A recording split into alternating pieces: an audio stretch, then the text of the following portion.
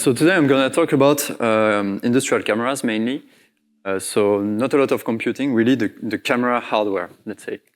So Florian already introduced our activity in your group. We mainly do market research, but we have also an activity on teardowns for specifically for automotive and consumer devices. And here what I'm presenting to you is extracted from the report that we released in January this year about industrial cameras, so cameras in the industrial market. Okay, so a quick agenda. So I will start by giving the global picture of what we observed at the market level in the industrial camera field. Then I will talk about a few technology trends at the camera level also, and give some insights on the ecosystem.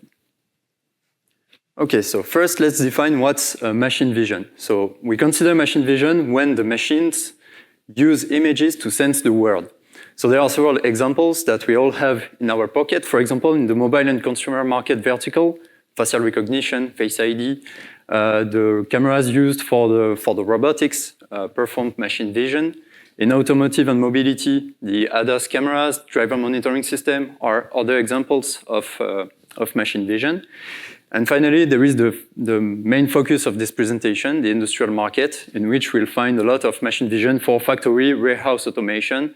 Also in retail, for example, QR code reading is an example of machine vision.